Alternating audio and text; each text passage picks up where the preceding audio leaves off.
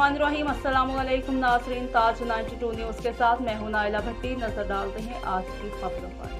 टंडोलायार से district bureau chief Tariq Hameed Abbasi की खबर शामिल करते हैं। बरसात मुतासरीन की बहाली के लिए इमदादी सरगर्मियों के 50 दिन मुकम्मल होने पर पाकिस्तान राही हक पार्टी टंडोलायार की जानिब से सलाम कारकुनान राही हक कन्वेंशन का इनेकाद खतरे पाड़ा टंडोलायार में किया गया। कन्वेंशन से खिताब करते हुए राही हक पार्टी के सूबाई रहनुमा सैयद सिकंदर शाह ने कहा कि हमने जिला टंडोलायार में 50 दिनों में बिला तफरीक सिवा 4 करोड़ रुपए का इमदादी सामान मुतासरीन सैलाब में तकसीम किया है। सफ़ेद पोश लोगों का नाम लेकर हुकूमत ने इमदाद न जाने कहाँ तकसीम की है।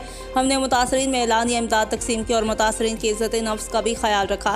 साबिक वज़ीर आला सिंध अरबाब गुलाम रहीम ने भी राही हक पार्टी टंडोलायार की खदमात को सराहा है। मौलाना आस्कर थेबो ने अपने खिताब में कहा कि राही हक पार्टी की इमदादी सरगर्मियाँ अल्लाह का इनाम है, किसी की तनकीद या तारीफ से मुतासर नहीं होंगे।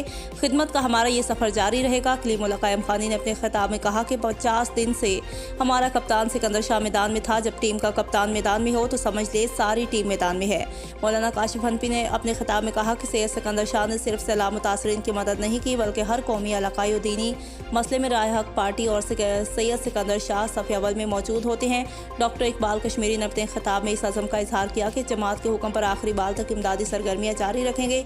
सैयद मूसा शाह और सैयद सलीम शाह ने सैयद सिकंदर शाह, जाहिद न्याज कायम खानी और अदनान जट को अजरक और फूलों का तोहफा पेश किया। सहाफ़ी रियाज जट और जुल्फ़िकार भट्टी ने राही हक पार्टी की खदमात को भी सराहा।